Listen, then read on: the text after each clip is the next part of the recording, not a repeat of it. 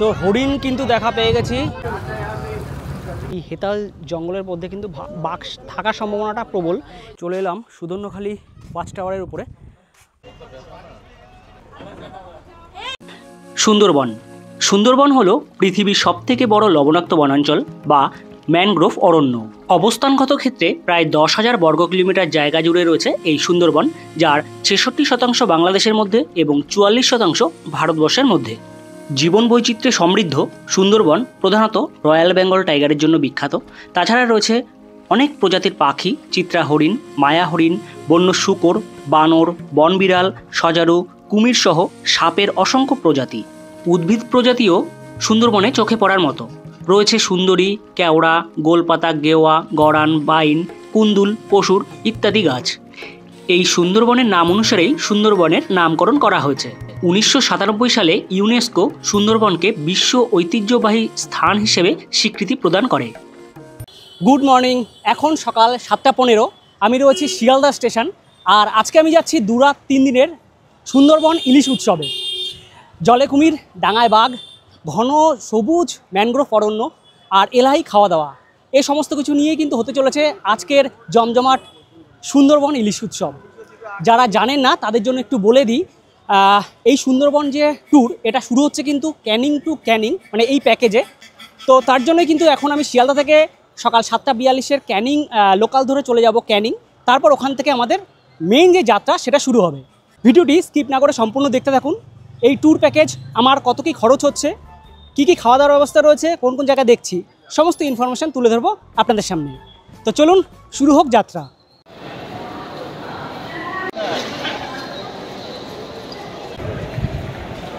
Canning local দিয়ে দিয়েছে 15 নম্বর প্ল্যাটফর্মে। এটি হচ্ছে শিয়ালদা দক্ষিণ শাখা।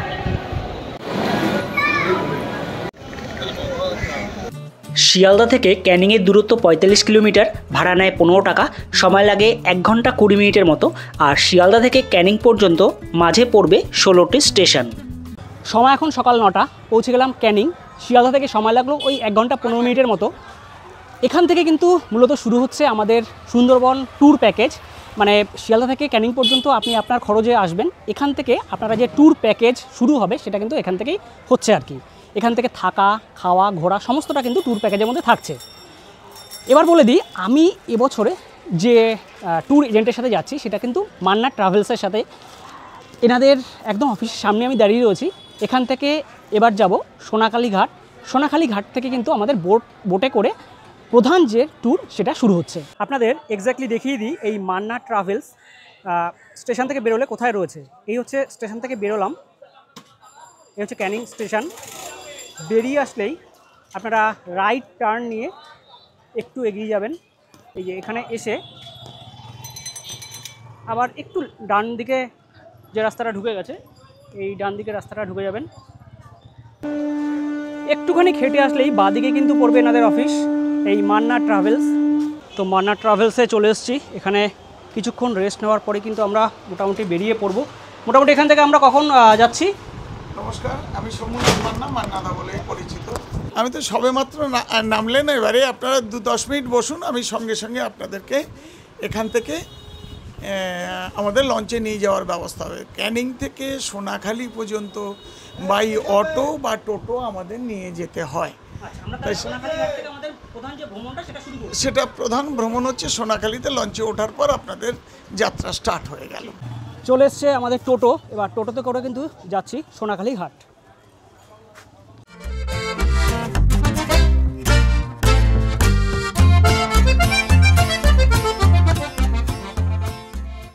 চলে এলাম সোনাখালি ঘাট। মোটামুটি সময় লাগলো 35 মিনিটের মতো। এই সোনাখালি ঘাট থেকেই কিন্তু মূলত সমস্ত ট্যুর এজেন্টদের যে বোট সেগুলো ছাড়ে।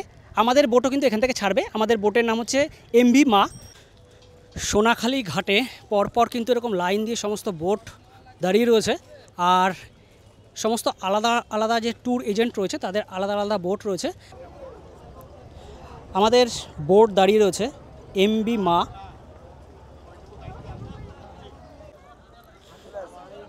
তো এবার উঠে পড়ব বোটে। প্রথমে আপনাদের ডেকের ওপরটা একটু দেখিয়ে দিই। এই জায়গাটা কিন্তু বেশ অনেকটা বড় জায়গা রয়েছে, বসার জায়গা রয়েছে, প্রচুর মানুষের কিন্তু অ্যারেঞ্জমেন্ট রয়েছে, চেয়ার টেবিল এগুলো রয়েছে। আর এই জায়গাটা বসে কিন্তু আপনারা যে খাওয়া দাওয়ার ব্যাপারটা সেটা কিন্তু এখানে আপনাদের করতে হবে। এখানে জলের স্টক করা হয়েছে, এখানে হয়তো খাবার দাবার এনে রাখা হবে। আর ওপরে একটা বাথরুম রয়েছে ওপাশে। তো এই হচ্ছে আমাদের বোট এমবি মা। তো চলুন এবার আপনাদের নিচে কিন্তু একটা বসার জায়গা রয়েছে, এটা একটু দেখিয়ে দিই। আর বোটের সামনেটাও কিন্তু একটা এরকম জায়গা রয়েছে, এখানেও কিন্তু আপনারা বসতে পারেন। আর কেবিন যেটা সেটা কিন্তু এখানে।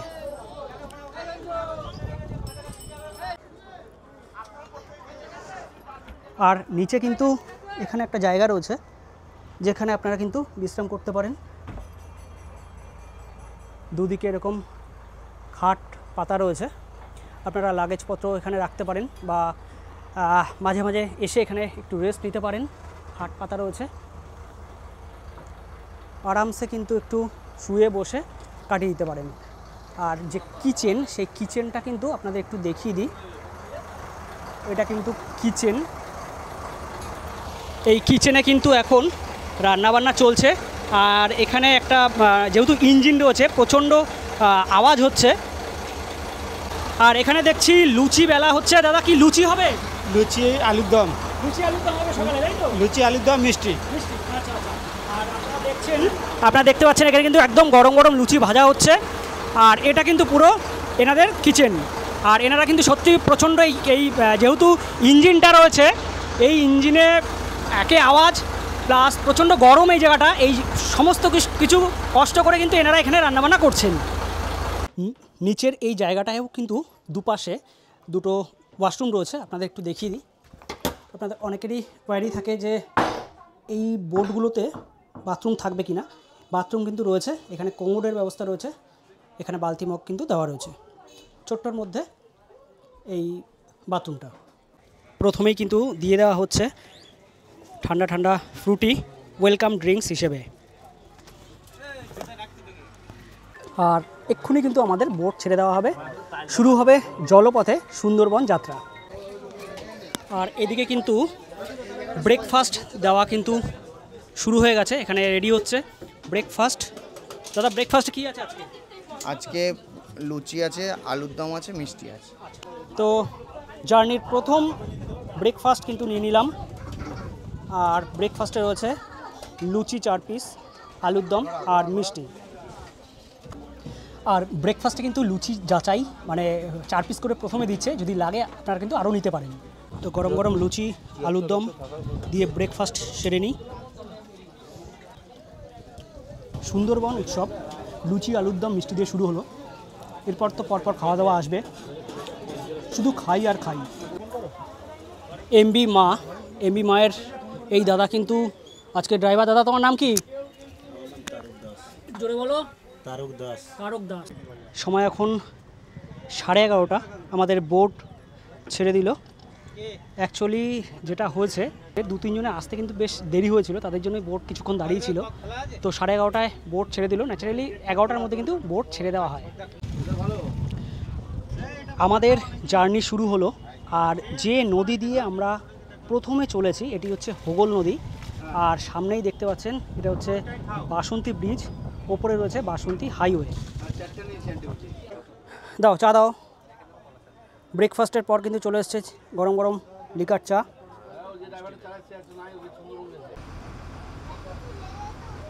এই সুন্দরবন সফরে থাকবে এলাহি খাওয়া দাওয়া, থাকবে বাঘ দেখার আশা, আর তার সাথে থাকবে কিন্তু নদীর দুপাশের সুন্দরবনের যে ছোট ছোট গ্রাম রয়েছে সেই গ্রামের মানুষজনদের টুকরো টুকরো জীবনধারার ছবি।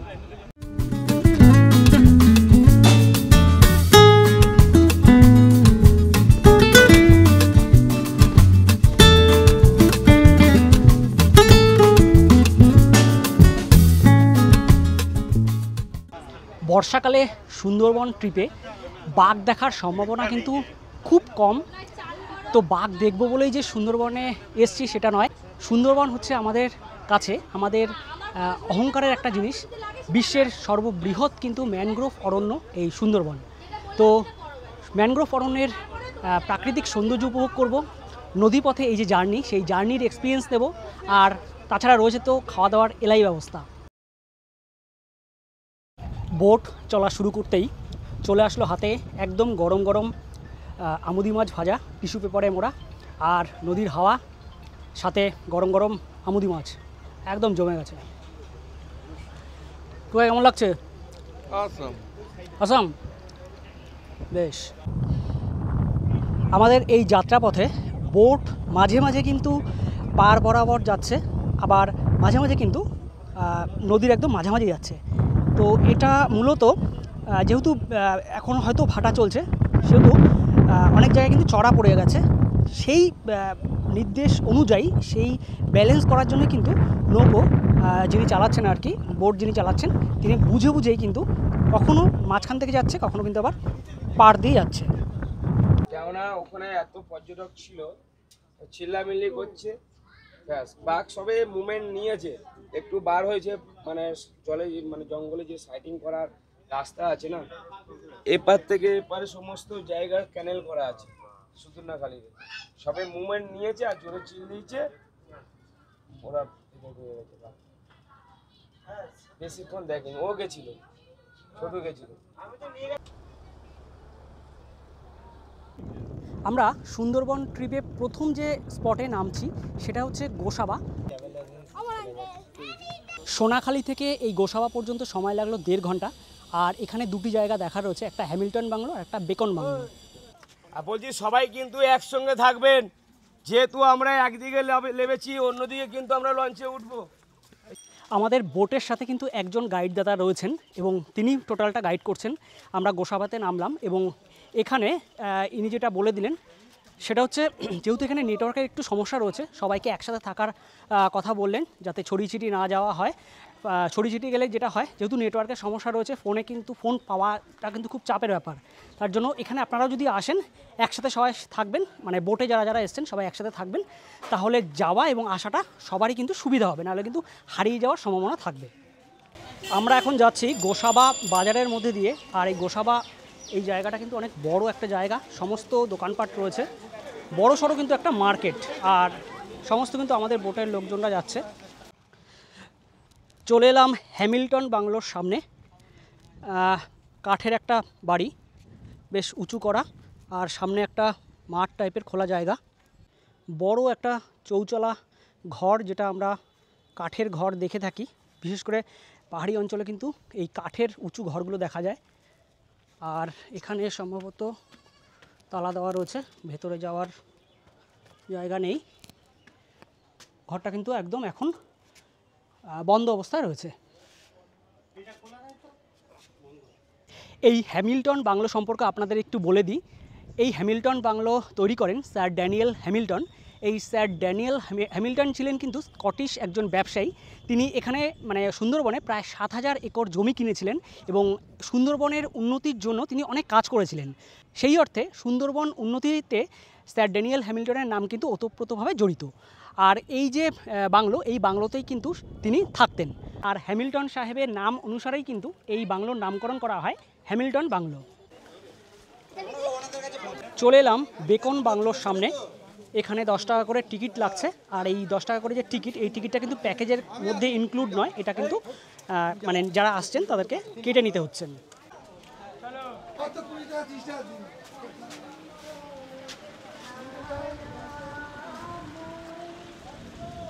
একদম সামনেই রয়েছে কিন্তু দারুণ একটি ফাউন্টেন। যেহেতু এখানে গান চলছিল, তাই কপিরাইট প্রবলেমের জন্য এই জায়গাটি সম্পর্কে আপনাদের ভয়েস ওভারে একটু বলে দিই। সামনেই রয়েছে কবিগুরু রবীন্দ্রনাথ ঠাকুরের বিশাল একটি মূর্তি। তাছাড়া সামনে হ্যামিল্টন সাহেবের সেই বেকন বাংলো। বাঁদিকে রয়েছে স্যার হ্যামিল্টন সাহেব এবং কবিগুরু রবীন্দ্রনাথের দুটি স্ট্যাচু। স্যার ড্যানিয়েল হ্যামিল্টন 1903 সালে এই বেকন বাংলো বানিয়েছিলেন। আর তিনি এই সুন্দরবন উন্নয়নের ক্ষেত্রে প্রচুর কাজ করেছিলেন। সেই সমস্ত কাজ দেখার জন্যই তিনি একবার রবীন্দ্রনাথ ঠাকুরকে আমন্ত্রণ জানিয়েছিলেন। তার আমন্ত্রণে সাড়া দিয়ে রবীন্দ্রনাথ ঠাকুর বেশ কিছুদিন কিন্তু এখানে এসে থেকেছিলেন।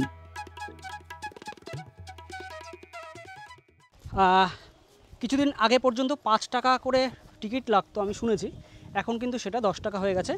পাশে একটি পুকুর রয়েছে, খুব সুন্দর একটা পুকুর। কোথা থেকে এসছেন? দুর্গাপুর থেকে। কেমন লাগছে? বেকন বাংলোর সামনেই কিন্তু আপনারা পেয়ে যাবেন ডাব। ডাব কত করে?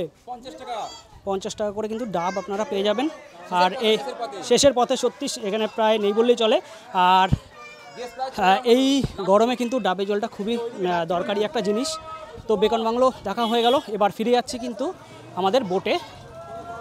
আমাদের যেখানে ছেড়েছিল আর কি বোট আসার সময়, ওই জায়গাটা আর ফিরছি না। বোট কিন্তু গোসাবা ফেরিঘাটে চলে এসছে। আমাদের নামিয়েছিল কিন্তু এই যে এই সাইডটা দিয়ে একটা জায়গায়, ওই জায়গাটা নামিয়েছিল গোসাবা ফেরিঘাট।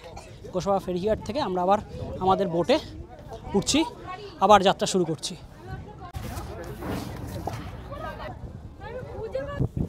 এই যে বাঁধ, এই বাঁধের উপর দিয়ে কিন্তু মানুষজন যাওয়া আসা করছে। আর পাশাপাশি কিন্তু সমস্ত গ্রাম রয়েছে।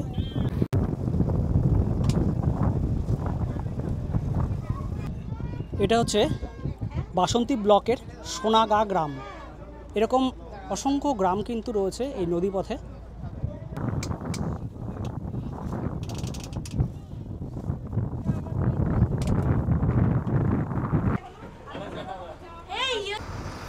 চলে এলাম কিচেনে। আর দ্বিতীয় দিনের কি রান্না হচ্ছে আপনাদের একটু দেখিয়ে দেবো ছোট করে। এখানে কিন্তু দেখুন কি বড় সাইজের ইলিশ, তার সাথে তেল দিয়ে একটা খুব সুন্দর করে করা হচ্ছে। এখানে ইলিশ ভাপা হবে নাকি দাদা আজকে? ইলিশ পাতুরি হবে, তার প্রিপারেশন চলছে। ইলিশ নিয়ে কিন্তু সবাই সেলফি তুলতে ব্যস্ত।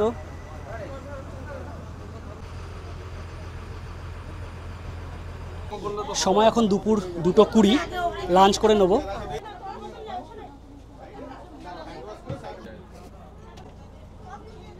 লাঞ্চ চলে এসছে, আমি একটু দেখিয়ে দিই লাঞ্চে কী কী দেওয়া হয়েছে। সাদা ভাত, মুগ ডাল, মাছের মাথা দিয়ে পুঁই শাক রয়েছে, আলু ভাজা, লঙ্কা পেঁয়াজ, সর্ষে ইলিশ দেওয়া হয়েছে। এখানে ভেটকি মাছের একটা ঝাল করা হয়েছে, চাটনি আর পাঁপড়। মুগ ডাল আর আলু ভাজা দিয়ে শুরু করলাম।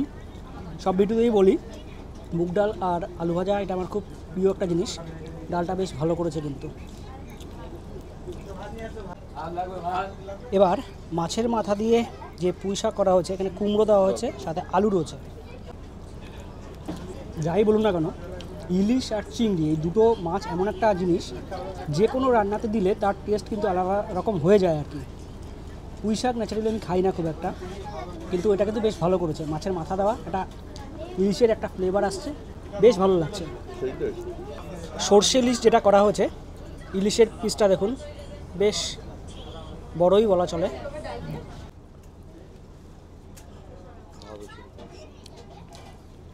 বেশ ভালো করেছে কিন্তু। তোরা কেমন খাচ্ছিস? ভালো, মোটামুটি খারাপ না। ইলিশের পিসটা কেমন বলছে? ভালো। শুধু খাওয়া না? তো ইলিশ উৎসবের এই একটা ব্যাপার, বাঘ কতটা দেখতে পাবেন সেটা কপালের ব্যাপার। খাওয়াটা কিন্তু এক্সে বার্কারে। ভেটকি মাছটা কিন্তু বেশ খেলাম, ফ্রেশ লাগছে কিন্তু, এবং পিসটাও কিন্তু বেশ ভালো দিয়েছে। আমি ভেঙে নিয়েছি তাই পুরোটা দেখাতে পারছি না। তো ভালো, মানে ভেটকির ঝালটা তুলনামূলকভাবে সর্ষে ইলিশের থেকে আমার ভালো লাগছে। লাঞ্চ করলাম, ওভারঅল কিন্তু বেশ ভালো খাওয়া দাওয়া, রান্নাবান্নাও খারাপ নয়। আপনারা আরেকটা জিনিস বলে দিই আপনাদের, সেটা হচ্ছে আপনারা কিন্তু আপনাদের প্রয়োজনীয় মেডিসিন ক্যারি করবেন। এটা খুবই জরুরি, কারণ যেহেতু ম্যাক্সিমাম সময়টা কিন্তু বোটের উপর থাকতে হচ্ছে, জলে থাকতে হচ্ছে। এখানে যে দ্বীপগুলো রয়েছে, মাঝে মাঝে যে দ্বীপে নিয়ে যাচ্ছে আর কি, সেখানে আপনারা মেডিসিন সব পেয়ে যাবেন। তবু আমি বলবো বাড়ি থেকে কিন্তু মেডিসিন ক্যারি করবেন, বিশেষ করে গ্যাসের ট্যাবলেট কিন্তু ক্যারি করবেন। আর আরেকটা কথা হচ্ছে, খাওয়া দাওয়াটা অবশ্যই কিন্তু বুঝে খাওয়া দাওয়া করবেন, কারণ এখানে আমরা আসি ঘুরতে। অতিরিক্ত খাওয়া দাওয়া করে শরীর খারাপ করলে কিন্তু আপনারা আপনাদের যে ঘোরাঘুরি সেটা কিন্তু ব্যর্থ হবে। তো আপনারা আপনাদের নিজেদের দিকে খেয়াল রাখবেন, সুস্থভাবে থাকুন, সুস্থভাবে ঘুরুন।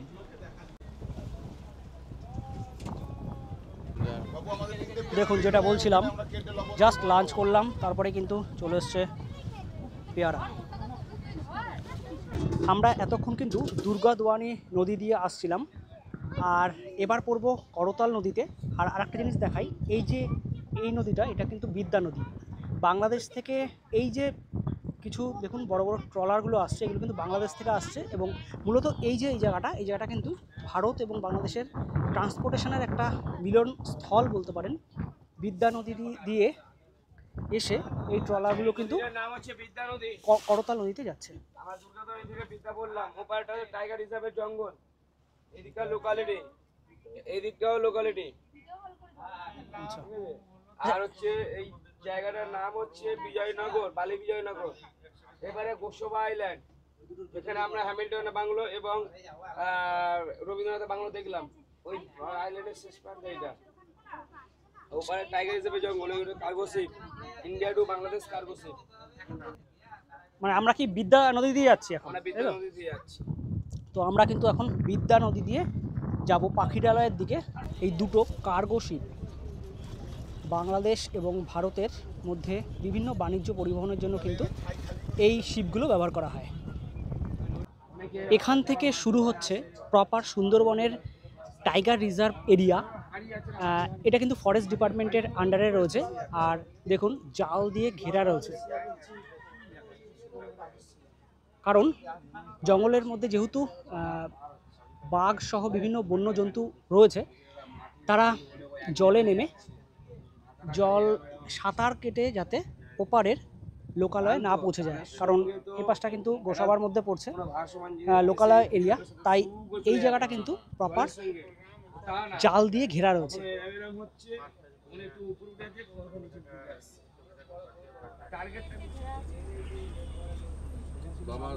এই যে খাড়িগুলো, এই খাড়িগুলো এখন কিন্তু জলে ভরে রয়েছে। শীতকালে কিন্তু এই খাড়িগুলোতে জল থাকে না আর কি, বর্ষার জন্য জল ভরে রয়েছে। আর কাঁকড়া ধরতে যায় কিন্তু, যারা কাঁকড়া ধরে, মাছ ধরে, তারা কিন্তু এই পথ দিয়ে একদম ভেতরে ঢুকে যায়। ঠিক আছে, একদম খাড়ি অনেকটা জঙ্গলের ভেতরে ঢুকে গেছে।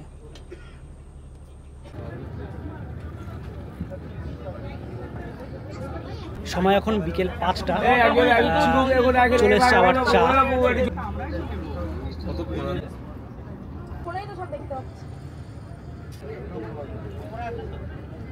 চলে এসেছি পাখিরালয়। এই পাখিরালয়তে কিন্তু আমরা এখানে থাকবো আজকে রাতে, এখানকার হোটেলে। সময় এখন 5:30, পৌঁছে গেলাম পাখিরালয়। এবার এখান থেকে যাচ্ছি আমাদের রাতে যেখানে রাখা হবে, যে হোটেলে, সেই হোটেল। এখান থেকে হেঁটে যেতে হবে আমাদের হোটেলে, একটুখানি কাছেই বললো। আর আশেপাশে কিন্তু এরকম দোকানপাট রয়েছে।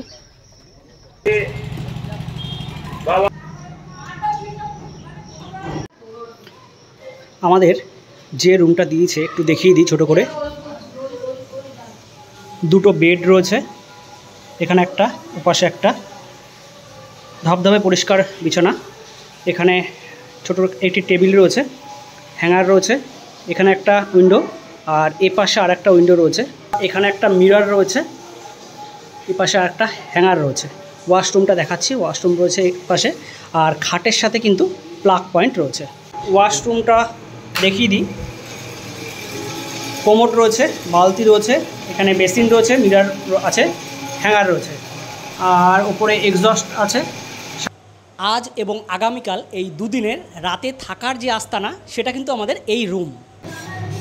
সন্ধেবেলায় চলে এসছে চিকেন পকোড়া, সস আর চা। রুমে কিছুক্ষণ ফ্রেশ হয়ে নিয়ে বেরিয়েছি পাখিরালয় যে মার্কেট রয়েছে সেখানে। একদম জমজমাট মার্কেট। আমি ভেবেছিলাম এতটা জমজমাট হবে না, কিন্তু একদম জমজমাট একটা মার্কেট। প্রচুর দোকানপাট রয়েছে, প্রায় বলতে গেলে সমস্ত কিছুই পাওয়া যাচ্ছে।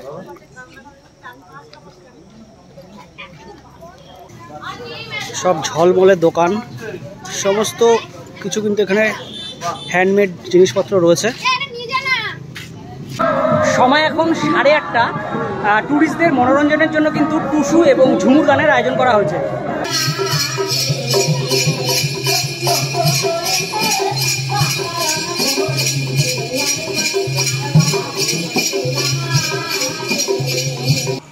সময় এখন রাত 10টা।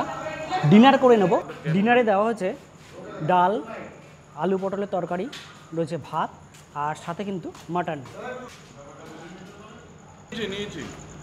গরম গরম মাটন আর ভাত, সত্যি কথা বলতে এর উপরে কিন্তু আর কিছু হয় না।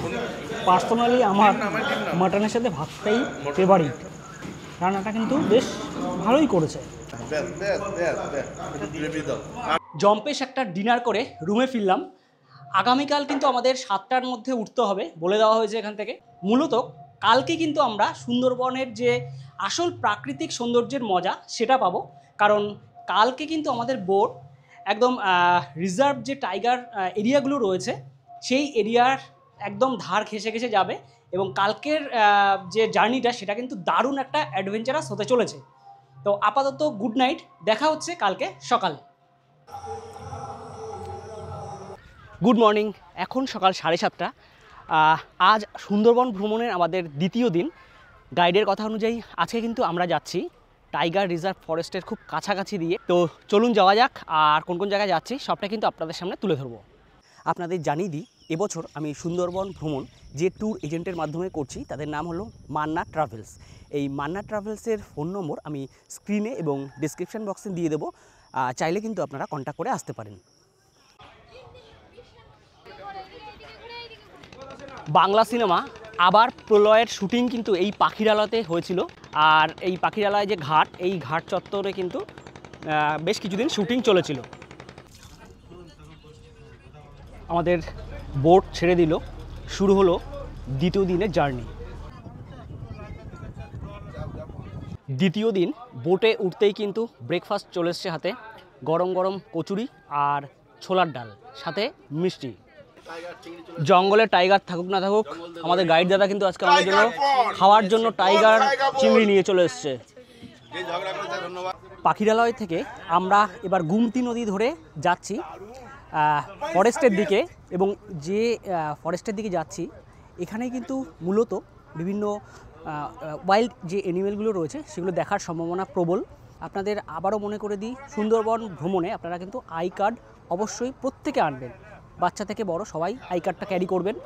আর এখানে প্লাস্টিক জাতীয় যে বোতল রয়েছে সেগুলো কিন্তু নিজের ব্যাগের মধ্যে রাখবেন, বাইরে রাখবেন না। সেটা রাখলে কিন্তু আবার ফরেস্টের থেকে কিন্তু হ্যারাসমেন্ট করে। তো এই নিয়ে আমাদের আজকে সারাদিনই থাকবে, এই জঙ্গলের সম্বন্ধে কি কি জানার প্রয়োজনীয় এনার কাছে জিজ্ঞেস করবে, ইনি আপনাদেরকে সব কিছু শেয়ার করবে। আমরা কিন্তু লাস্ট যে লোকালিটি সেটা কিন্তু ছাড়াচ্ছি, এরপরে আর কোনো লোকালিটি নেই পেছনে, এটা কিন্তু লাস্ট লোকালিটি। ছোটোবেলার সেই বইয়ের পাতায় পড়া সুন্দরী গড়ান গেওয়া হোগলা গোলপাতার সেই বিখ্যাত সুন্দরবনের জঙ্গল। আর দেখুন যে ম্যানগ্রোভ জাতীয় গাছগুলোর আমরা ছোটোবেলায় পড়েছি শ্বাসমূল বা ঠেসমূল, সেগুলো কিন্তু দেখা যাচ্ছে। আর এই যে ঘন জঙ্গল, এই ঘন জঙ্গলের মধ্যেই কিন্তু রয়েছে বিভিন্ন ওয়াইল্ড অ্যানিমেল, কিন্তু সেটা কপাল না থাকলে কিন্তু দেখাটা খুব চাপের। তো হরিণ কিন্তু দেখা পেয়ে গেছি, হরিণের জানি না ক্যামেরায় ধরতে পারছি কি না, একটা হরিণ কিন্তু বসে আছে ওখানে, দুটো বসে আছে। আর সবাইকে বলে দেওয়া হচ্ছে যাতে মানে চিৎকার চিল্লামিল্লি না করা হয়, কারণ স্বাভাবিক আওয়াজ পেলে কিন্তু বন্য যে জন্তুরা তারা কিন্তু পালিয়ে যায়। জানি না দেখাতে পারছি কি না, ওখানে দুটো হরিণ রয়েছে।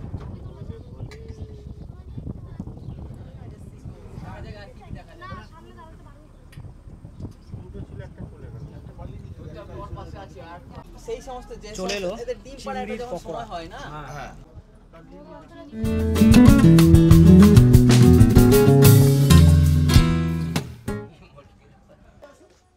চলে এলাম সুধন্যখালি। তো চলুন যাওয়া যাক ভেতরে কি আছে।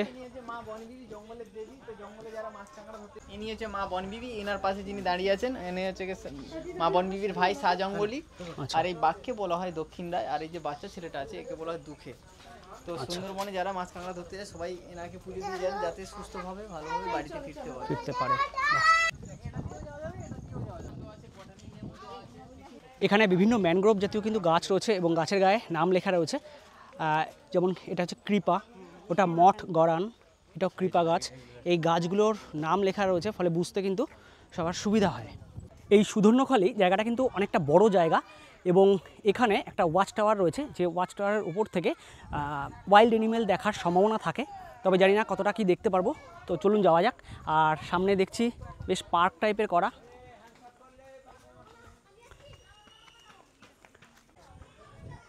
চলে এলাম সুদর্ণখালি যে ওয়াচ টাওয়ার তার সামনে। তো চলুন উপরে উঠে একটু দেখার চেষ্টা করি যদি কিছু দেখা যায়। চলে এলাম সুদর্ণখালি ওয়াচ টাওয়ারের উপরে। আর এই যে মূলত খাড়িগুলো, এগুলো খাড়ি বলা হয়, এখানে একটা এপাশে রয়েছে। এই খাড়িগুলোতে কিন্তু বাঘ এবং অন্যান্য যে ওয়াইল্ড এনিমেল রয়েছে তারা জল খেতে আসে।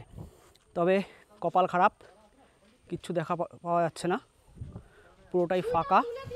বিশেষ করে এই যে জায়গাগুলো, এই জায়গাগুলোতে কিন্তু জোয়ারের সময় জল আসে, মানে জলে ভরে যায় আর কি। আর সমস্তটা যতদূর মানে চোখ যাচ্ছে পুরোটাই কিন্তু সুন্দরবনের যে ফরেস্ট এরিয়া সেই এরিয়ার মধ্যে দেখুন। আর এই সুদর্ণখালিতে কিন্তু এখানে বাথরুম রয়েছে, যদি প্রয়োজন হয় আপনারা কিন্তু এই বাথরুম ইউজ করতে পারেন। এই যে ওয়াচ টাওয়ারের ওপর থেকে যে খাড়ির কথা বলছিলাম সেগুলো কিন্তু ম্যানুয়ালি করা, অর্থাৎ ফরেস্ট ডিপার্টমেন্ট থেকেই কিন্তু করা হয়েছে। এগুলোকে বলা হয় অবজারভেশন লাইন, যাতে এক জঙ্গল থেকে আর এক জঙ্গলে বাঘ বা অন্যান্য ওয়াইল্ড অ্যানিমেল যেতে পারে বা ওখানে এসে জল খেতে পারে এবং ট্যুরিস্টরা যাতে সেটা দেখতে পারে বা উপভোগ করতে পারে, তার জন্যই কিন্তু ওটা ম্যানুয়ালি করা হয়েছে। সুদর্ণখালি দেখার পর এবার আমরা যাচ্ছি দোবাকি। আর সুদর্ণখালির পর থেকে আমরা যখন আরও ফরেস্ট এরিয়ার মধ্যে ঢুকছি তখন দুপাশের যে ফরেস্ট রয়েছে সেখানে কিন্তু আর জালের চিহ্ন মাত্র নেই। এখানে কিন্তু কোনো, দেখুন আগে যখন দেখেছিলাম জাল ছিল, জাল দিয়ে ঘেরা ছিল, এখানে কিন্তু জাল নেই, ওপেন জঙ্গল। আর দেখুন ঠেসমূল বা শ্বাসমূল যেটা আমরা পড়েছিলাম, এই হচ্ছে ঠেসমূল। আর যে কোনো সময় কিন্তু এইসব জায়গায় আমরা বন্যজন্তু মানে দেখার একটা সম্ভাবনা তৈরি হতে পারে। জানি না দেখতে পাবো কিনা। অ্যাকচুয়ালি এখানে জাল নেই এই কারণেই, কারণ এখানে কিন্তু কোনো লোকালিটি নেই, মানে নদীর দুপাশেই কিন্তু ঘন ম্যানগ্রোভ অরণ্য। যে কোনো ভ্রমণে মানে ভালো সহযাত্রী, মনের মতো সহযাত্রী পাওয়াটা কিন্তু একটা ভাগ্যের ব্যাপার। তো কপালগুনি আমি বেশ কিছু দাদাদের পেয়েছি, মানে খুব আনন্দ ফুর্তি করতে পছন্দ করেন এবং আমাদের যে ট্রিপটা এটা কিন্তু আরও বেশি জমজমাট হচ্ছে এই দাদাদের জন্য। তো একটু শুনে নেবো। দাদা আপনি কোথা থেকে এসছেন? রামপুরহাট। দাদা এসছে তারাপীঠ। সব দাদা তো একসাথেই, সব একসাথে। হ্যাঁ, তো ওই দাদারা কিন্তু সব একটা গ্রুপ, সবাই মিলে আমরা কিন্তু জমজমাট একটা ট্রিপ করছি।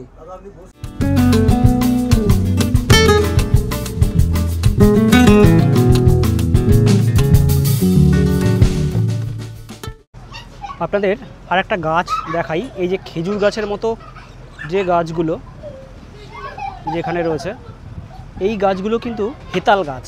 আর এই হেতাল জঙ্গলে বাঘ থাকার সম্ভাবনা কিন্তু প্রবল। যে হেতাল জঙ্গলের কথা বলেছিলাম, এই দেখুন এই খেজুর গাছের মতো পুরো এটা কিন্তু হেতাল জঙ্গল। দারুণ একটা জায়গায় আসলাম আমরা। এখানে কিন্তু একটা সাইডে, নদীর একটা পাশে পুরোটা কিন্তু হেতাল জঙ্গল, এই সমস্তটা কিন্তু হেতাল গাছ। যেটা আগেও বলছিলাম, এই হেতাল জঙ্গলের মধ্যে কিন্তু বাঘ থাকার সম্ভাবনাটা প্রবল, কিন্তু এতটাই ঘন যে যদি থাকেও কিন্তু দেখার সম্ভাবনা নেই, মানে দেখতেই পাবো না আর কি, এতটাই ঘন জঙ্গল আর কি। তো এই জায়গাটা কিন্তু দারুণ লাগছে, দারুণ লাগছে। পুরো এক ধরনের গাছ, সবটাই কিন্তু হেতাল গাছ। আর নদীর ওপাশটায় কিন্তু অন্যান্য যে ম্যানগ্রোভ জাতীয় গাছ সেগুলো রয়েছে। সুন্দরবনে যে বাঘশুমারি হয়, অর্থাৎ পরিসংখ্যান করা হয়, এটা কিন্তু প্রত্যেক বছর করা হচ্ছে। এখন 2024 সাল পর্যন্ত যেটা করা হয়েছে, সেটা সুন্দরবনে যে রয়্যাল বেঙ্গল টাইগার সেটা কিন্তু 102টো রয়েছে।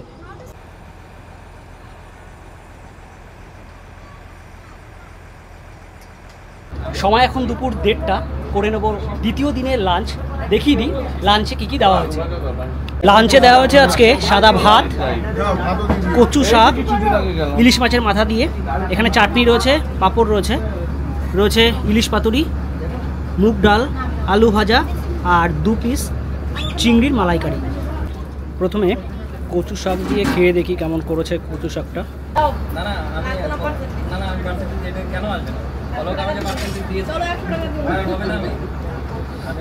ভালো করেছে কচু শাক। নিয়ে নিলাম চিংড়ির মালাইকারি, ঠিক মালাইকারি টাইপের নয় আমার মনে হচ্ছে।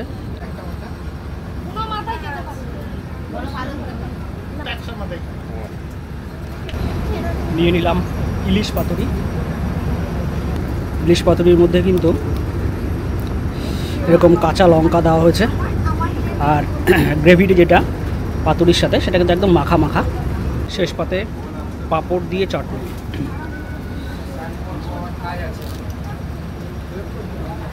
আমরা এসে পৌঁছলাম পঞ্চমুখানি। এই পঞ্চমুখানিতে কিন্তু 5টা নদীর মিলন স্থল। এখানে 5টা নদী 5 দিক থেকে কিন্তু এখানে এসে মিলিত হয়েছে। আপনাদের একটু দেখি।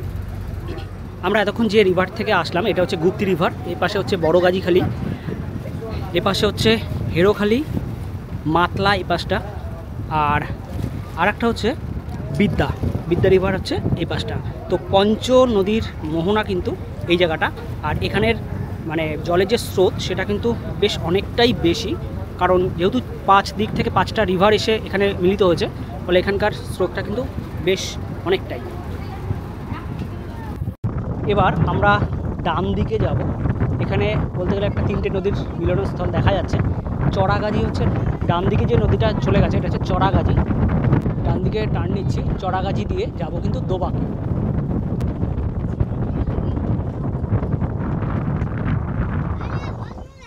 আজকে চলে এসছে আম 2 পিস করে।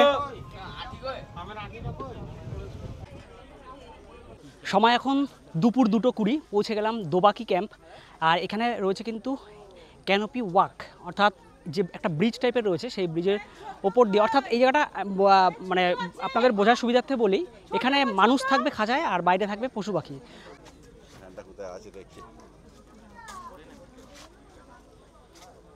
দোবাকি ক্যাম্প। আর এখানে কিন্তু কোনো এন্ট্রি ফি নেই। আর এই যে জায়গাটার মধ্যে দিয়ে যাচ্ছি, দেখুন দুদিকে কিন্তু জাল দিয়ে ঘেরা। আর এই জায়গাটার মধ্যে কিন্তু অল্প কিছু কচ্ছপ রয়েছে, বিরল প্রজাতির কিছু কচ্ছপ রয়েছে, তবে আমাদের নজরে কিন্তু পড়ছে না। বাহ, এই জায়গাটা কিন্তু বেশ। ডান দিকে একটা ওয়াচ টাওয়ার রয়েছে, উপর থেকেও কিন্তু পুরো চত্বরটা দেখা যায়। অনেক প্রাণীরা সামনে আসে না। আগে এখান থেকে আমরা পাতা দিতাম, হরিণরা খেত। হরিণ খেত? হ্যাঁ। আচ্ছা আচ্ছা। আরো অনেক গেস্ট খাওয়াতো। আচ্ছা আচ্ছা। এখন আর সেটা দেখা যায় মানে যেহেতু লোকের সমাগম হচ্ছে, আওয়াজ হচ্ছে, সেসব জন্য মানে প্রায় সামনে আর আসেই না, আসে না পশু।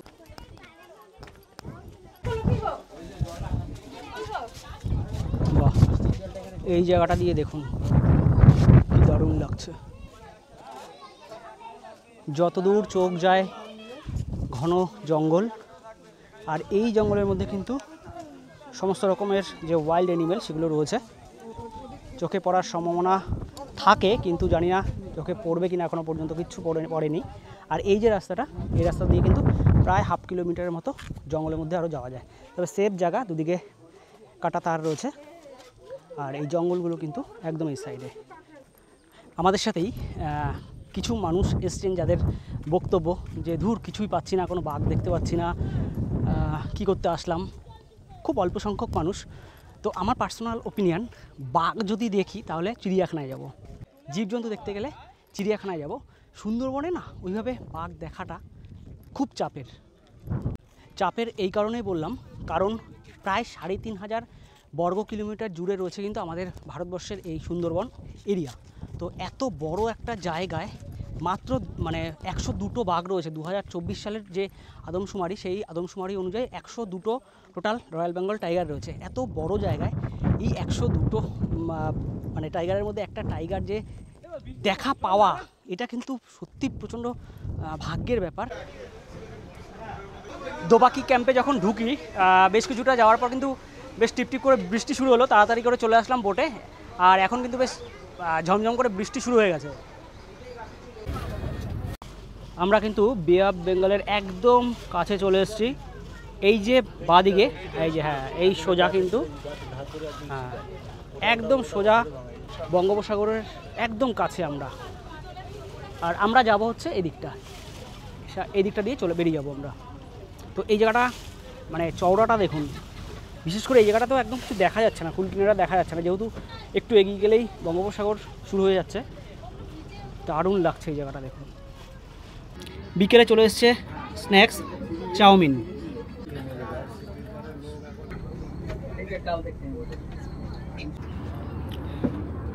চাউমিনের পর চলে এসছে কিন্তু দুধ চা।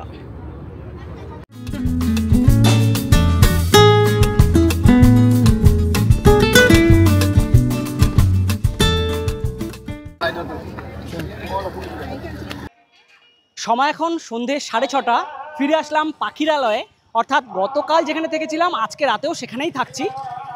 আর আজকের জার্নিটা কিন্তু আমার কাছে বেশ ভালো লেগেছে। সময় এখন রাত 10টা, দ্বিতীয় দিনের ডিনার করতে যাব। দ্বিতীয় দিনের ডিনারে দেওয়া হয়েছে ফ্রাইড রাইস, চিলি চিকেন আর হচ্ছে আলুর দম, সাথে রয়েছে কিন্তু স্যালাড। চিলি চিকেন কিন্তু প্রথমবার যা দিচ্ছে, তারপরে কিন্তু চাইলে আবারও দিচ্ছে, মানে মোটামুটি যাচাই আছে। ডিনার করে আসলাম, খাওয়া দাওয়া কিন্তু মোটামুটি ভালোই বলা যায়। যাই হোক, এই ভিডিওটি বেশ বড় হয়ে যাচ্ছে, তাই সুন্দরবন সফরের প্রথম এবং আজকে অর্থাৎ দ্বিতীয় দিনের জার্নি নিয়ে প্রথম পর্ব শেষ করছি। দ্বিতীয় পর্ব আসবে আমাদের আগামীকাল, যে লাস্ট দিন সুন্দরবন সফরের, সেটা নিয়ে। এই ভিডিওটা কেমন লাগলো অবশ্যই কমেন্ট করে জানাবেন। যদি ভালো লেগে থাকে একটা লাইক করে দেবেন, আর যদি আমার চ্যানেলে নতুন এসে থাকেন চ্যানেলটি সাবস্ক্রাইব করে পাশের বেল বাটনটি প্রেস করে রাখবেন। ধন্যবাদ। দেখা হচ্ছে সুন্দরবন সফরের দ্বিতীয় পর্বে।